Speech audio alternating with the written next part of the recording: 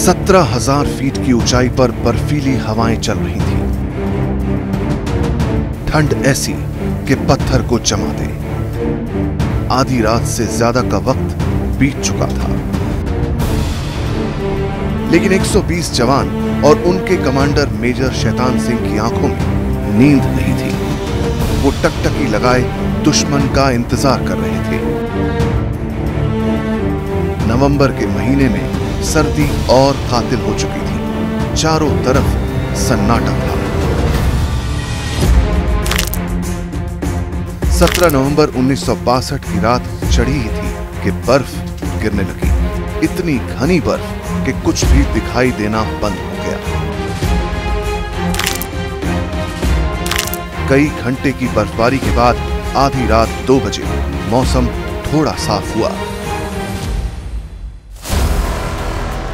18 तारीख का सूरज उगने में थोड़ा वक्त था। अचानक चीनी सिपाहियों का बड़ा रेला 13 कुमाऊं के इन बहादुर जवानों की तरफ बढ़ा। दोनों तरफ से संगीनें तन गई।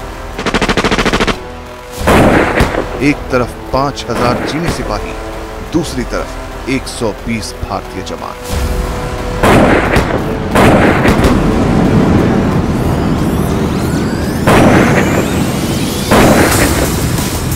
कई घंटे तक मारकाट मची। चीनी सैनिकों के सिर कट कट कर गिरते रहे। उसके बाद 18 नवंबर 1962 के उगते सूरज ने हिमालय की इस मरुभूमि पर जो संघर्ष देखा, वो इतिहास बन गया। रिजांग ला की लड़ाई आने वाले हजारों सालों तक के लिए अमर हो गई। रिजांग ला की लड़ाई में भारतीय सेना के एक एक जवान ने 10-10 चीनी सिपाहियों को अपनी संगीनों से मारा। 1,300 चीनी सिपाही मारे गए। 13 कुमाऊं बटालियन के केवल 2 जवान जिंदा बचे, जिन्होंने ये अमर गाथा पूरी दुनिया को बताई। ये लड़ाई 1962 में चीन की महत्वाकांक्षाओं का परिणाम थी, जिसके लिए चीन 1948 में अपनी आजादी के बाद से ही फड़फड़ा रहा था। भारत को 15 अगस्त 47 में आज़ादी प्राप्त हुई और चाइना को 1948 में प्राप्त हुई।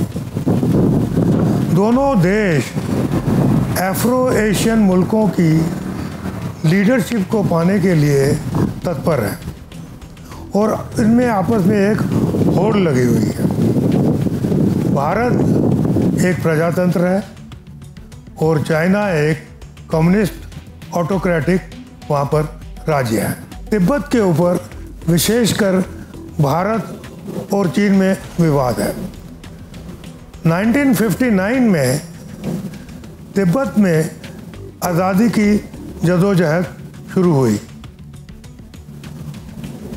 मार्च 1959 में दलाई लामा भारत में आए और उन्होंने यहाँ पर शरण ली। इस बात पर चाइना भारत से बहुत खफा हो गया और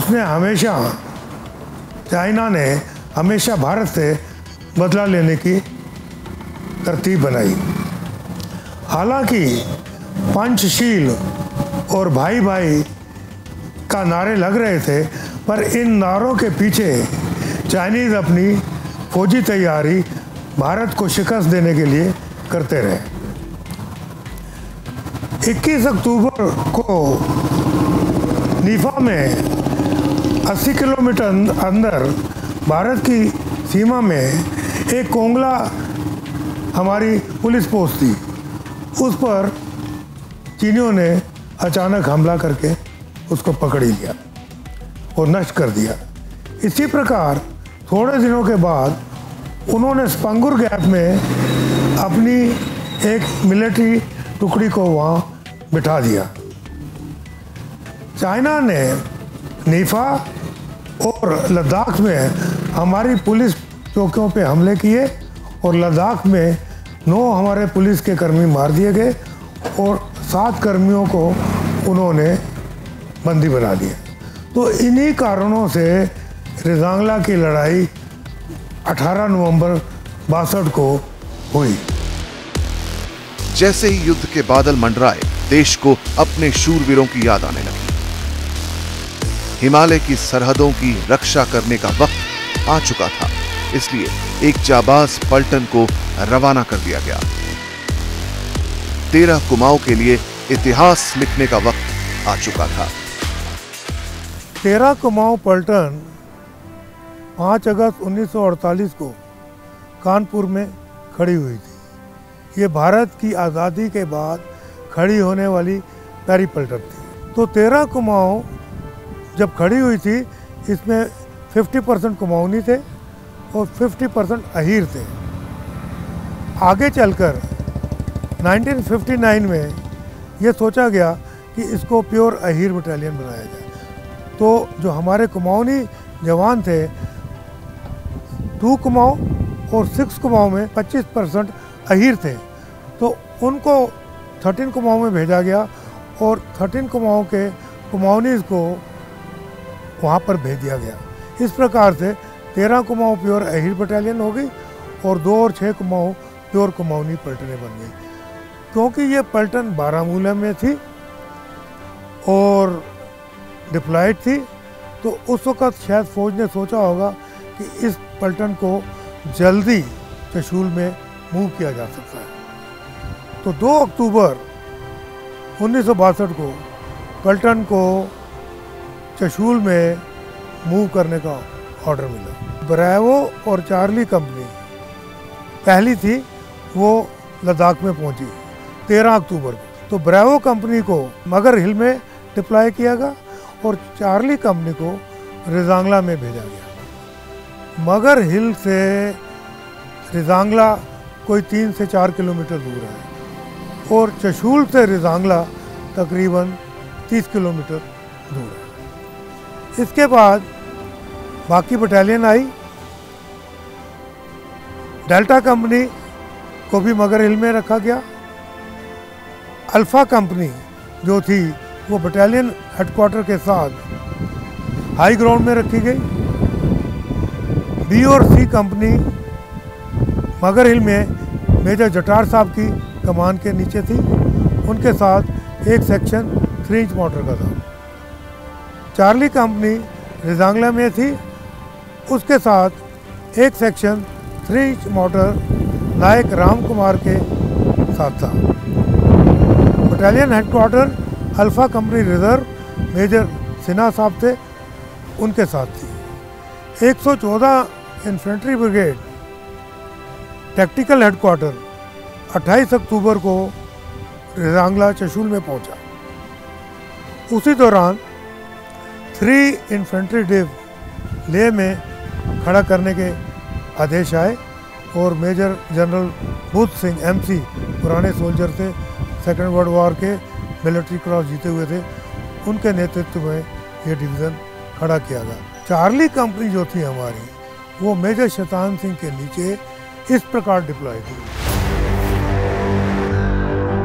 जिस समर भूमि की रक्षा की जिम्मेदारी 13 कुमाऊं को दी गई, वो बेहद चुनौतीपूर्ण थी। जमीन पथरीली थी, सर्दियों के मौसम में हालात बेहद खराब हो जाते थे। फल और सब्जियां पत्थर बन जाती थी, रेडियो सेट की बैटरियां तक जाम हो जाती थी। हथियार दूसरे विश्व युद्ध के जमाने के थे। ऐसे कठिन हालात में 13 कुमाऊं को मोर्चा संभालना था।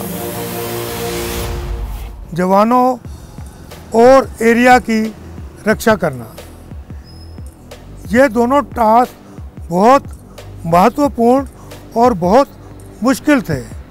मुश्किल इसलिए कि इलाका बहुत बड़ा था, हाई एल्टीट्यूड था, टेम्परेचर -20 से -30 डिग्री होता था। आप ये समझिए कि रात की ठंड में टमाटर क्रिकेट बॉल की तरह सख्त होते थे। चाय बनाना भी बड़ा मुश्किल होता था। 10 कदम चलने में जवानों की सांस फूल जाती थी और हमारे जवान ज़्यादातर मैदानी इलाकों के थे। साजो सामान डिफेंसेस बनाने के लिए बहुत कम था, इसलिए खुदाई करने के लिए सिर्फ गैती बेलचे ही थे, जो कि पहाड़ में उनसे खुदाई करना बहुत कठिन था। इस युद्ध के हालात को जानने के लिए उस जगह के बारे में जानना बहुत जरूरी है जहां पर यह युद्ध लड़ा गया। तभी आपको अंदाजा मिलेगा कि हालात कितने कठिन थे। रिजांगला की पहाड़ी में हवा बहुत तेज चलती है। 16,000 फुट की ऊंचाई है, कोई पेड़ पौधा नहीं है, बैरन हिल्स हैं। रिजांगला चशूल की साउथ ईस्टर्न अप्रोच को कवर करता था। हमारे जवानों को 2 हफ्ते से ज़्यादा अपनी डिफेंसेस बनाने के लिए नहीं मिले। चाइनीज़ के ये स्पंगुर गैप तक रोड आती थी और स्पंगुर लेक में स्पीड बोट्स के द्वारा वो अपना साजो सामान भी और हथियार भी लाते थे। रिजांग ला का मतलब होता है पास। ये तकरीबन 16,000 फुट की ऊंचाई पे रिजांग पास है। तो 7 प्लाटून 3 किलोमीटर उत्तर में रिजांगला पास में जमादार सुरजा के नीचे डिप्लॉय की है। 8 प्लाटून रिजांगला पास के मध्य में डिप्लॉय की है। 9 प्लाटून 7 प्लाटून के 1 किलोमीटर साउथ में डिप्लॉय की गई। इसके कमांडर जमादार रामचंद्र थे। 8 प्लाटून के कमांडर जमादार हरिराम थे। जमादार आजकल 62 की लड़ाई के बाद ये शब्द थोड़ा अच्छा नहीं माना जाता था, तो अब उसको नायब सूबेदार बोला जाता है।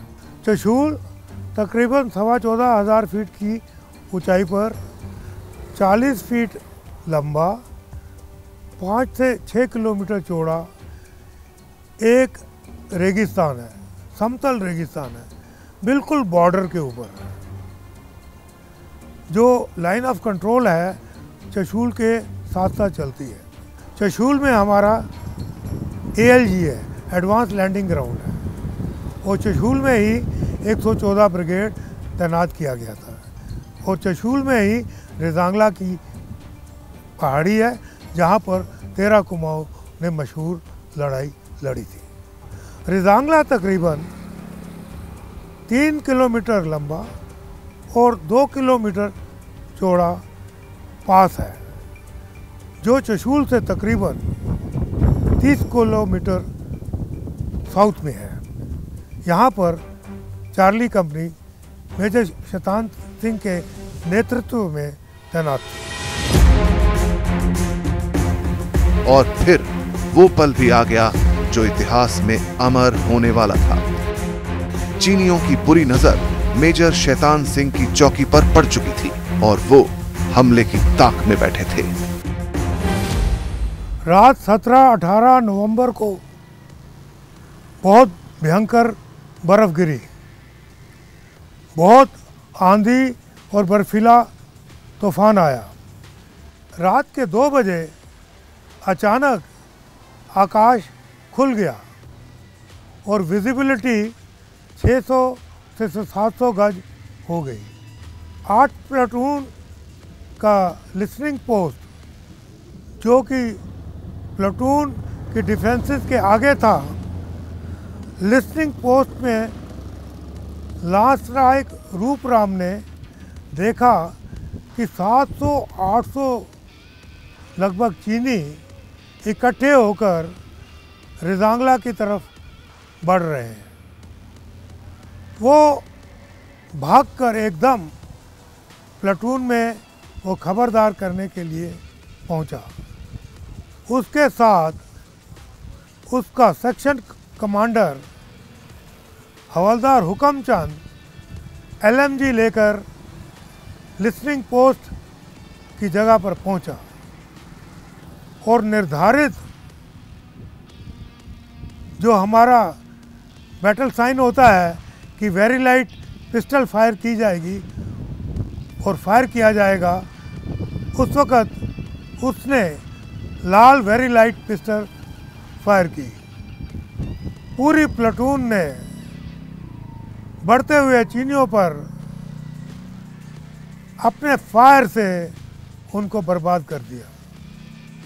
इस प्रकार थोड़ी देर के बाद चीनी फिर आए और उनका सफाया कर दिया गया। ठीक इसी समय 8 प्लाटून के पीछे से भी चीनियों ने भारी मात्रा में हमला किया और हमारे वीर अहीरों ने अपने पुरानी 303 राइफल्स, LMG और मशीन गन से फायर का जवाब दिया। 3 इंच मोटर के सेक्शन राम कुमार ने बड़ी हैवी मोटर्स की चीनियों के ऊपर फायरिंग की। इस प्रकार 4 हमले चीनियों ने लगातार किए और वो नाकारा हो गए। चीनियों ने अपना मंसूबा रिजांगला पर पीछे से आकर हमला करने का बनाया। थोड़ी देर के बाद 9 प्लाटून के ऊपर चीनियों ने पीछे से हमला किया। वेव आफ्टर वेव लगातार चाइनीज़ आते रहे और हमला करते रहे। तीनों प्लाटून हमारे जवान या तो शहीद हो गए लड़ते लड़ते और या बुरी तरह ज़ख्मी हो गए।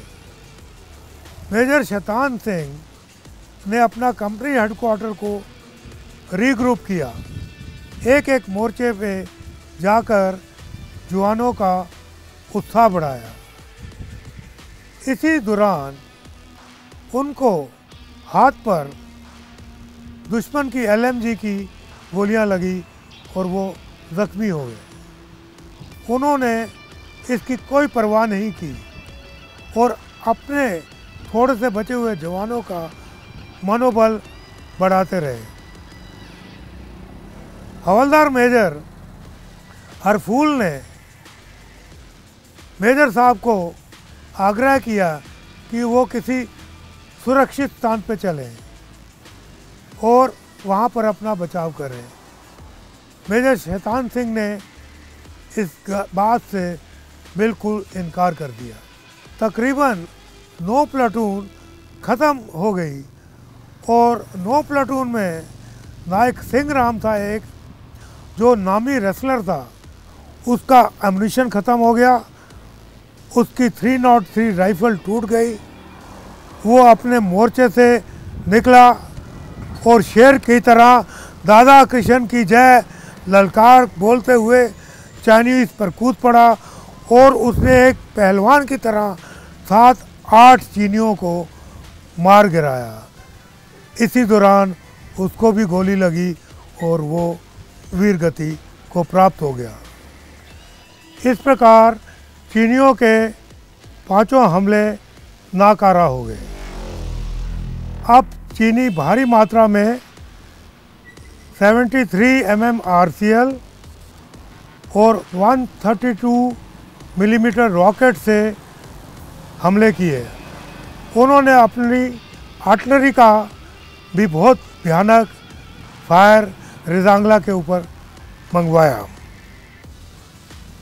7 प्लाटून के सारे जवान या तो शहीद हो गए और या जख्मी हो गए।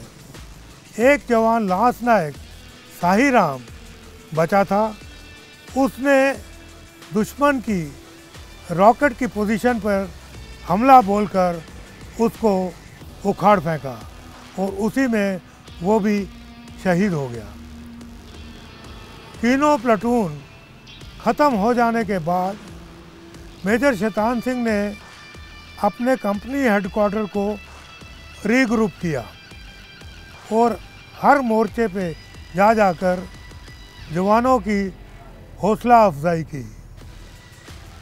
इसी दौरान उनको दुश्मन की LMG से हाथ में भारी चोट पहुंची। उनके हाथों में से खून बहने लगा और वो जख्मी हो गए। उसकी उन्होंने परवाह नहीं की और जवानों की हौसला अफजाई करते रहे। हवलदार हरफूल सिंह, जो कि कंपनी हवलदार मेजर था, उसने मेजर साहब से आग्रह किया कि वो किसी सुरक्षित स्थान पर शरण लें। मेजर साहब ने इस बात से इनकार कर दिया और अपने जवानों के साथ कंधे से कंधा मिलाकर लड़ाई लड़ते रहे। उसी समय दुश्मन की एक छिपी हुई एमएमजी ने मेजर शैतान सिंह पर वार किया और उनके पेट में बहुत सारी एमएमजी की गोलियां लगी। बहुत खून बहा। नायक जयनारायण और हवलदार फूल सिंह उनको एक स्थान पे ले गए और चट्टान के पास उनको बिठा दिया।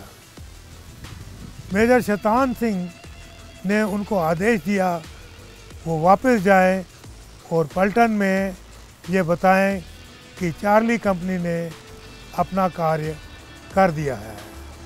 उस रात -40 डिग्री टेम्परेचर में मेजर शैतान सिंह साहब का शरीर बर्फ़ की तरह जम गया और वो शहीद हो गए। इस प्रकार 120 जवान जो रिजांगला पे तैनात थे, 114 को शहादत मिली। ना कोई रीइंफोर्समेंट आई, ना ही मेजर साहब ने कोई रीइंफोर्समेंट मांगी। दुख की बात यह है कि रिजांगला की पहाड़ी हमारे अपने आर्टिलरी फायर से क्रेस्टेड थी, यानी कि हमारा अपना आर्टिलरी फायर रिजांगला पर हमला करते हुए दुश्मनों की मार नहीं कर पा रहा था।